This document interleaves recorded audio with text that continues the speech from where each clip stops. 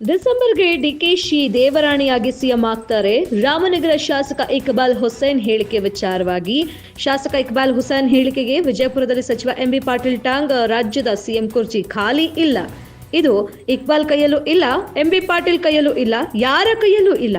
KPC ಅಧ್ಯಕ್ಷ ಸ್ಥಾನಕ್ಕೆ MB Patil ಹೆಸರು ಪ್ರಸ್ತಾಪ ವಿಚಾರ ನಾನು ಆಕಾಂಕ್ಷಿಯೂ ಅಲ್ಲ, ಕೇಳಿಯೂ ಇಲ್ಲ. ಕೆಪಿಸಿಸಿ ಅಧ್ಯಕ್ಷ ಸ್ಥಾನ ಕೊಟ್ರೆ ನಿಭಾಯಿಸ್ತೀರಾ ಎಂಬ ವಿಚಾರವಾಗಿ ನನಗೆ ಉತ್ತರ ಕೊಟ್ರೆ ಮುಂದೆ ವಿಚಾರ ಮಾಡೋಣ, ಮುಂದಿನ ವಿಚಾರ ಈಗ ಬೇಡ ಎಂದು ಸಚಿವ ಎಂಬಿ ಪಾಟೀಲ್ ಉತ್ತರವನ್ನ ನೀಡಿದ್ದಾರೆ. ನೋಡಿ, ಅದು ಯಾರು ಒಂದು ಹೇಳ್ತಾರಲ್ಲ, ನಮ್ಮ ಪಕ್ಷದ ಒಂದನೇದ್ದು ಮುಖ್ಯಮಂತ್ರಿಗಳ ಕುರ್ಚಿ ಖಾಲಿ ಇಲ್ಲ.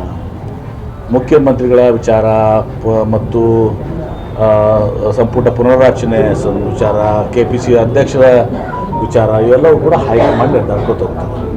ಅದು ಯಾರು ಇಕ್ಬಾಲ್ ಅವ್ರ ಕೈಗೂ ಇಲ್ಲ, ಎಂಪಿ ಪಾಟೀಲ್ ಕೈಗಿಲ್ಲ, ಯಾರ ಕೈಗೂ ಇಲ್ಲ. ನಾನು ಯಾವುದನ್ನು ಕೂಡ ನಾನು ಆಕಾಂಕ್ಷಿ ಇಲ್ಲ, ನಾನು ಕೆಪಿಸಿಸಿ ಅಧ್ಯಕ್ಷ, ನಾನು ಕೇಳೂ ಇಲ್ಲ. ಅದು ಕೂಡ ವಿಚಾರ ಮಾಡೋಣ. ಕೊಟ್ಟಾಗ ನಾನು ನಮ್ಗೆ ಕೇಳಿದಾಗ ಫ್ಯೂಚರ್ ಟೆನ್ಸ್ ಬೇಡ, ಕೊಟ್ಟು ಅವ್ರು ಕೇಳಿದಾಗ ಹೇಳ್ತೇನಂತ.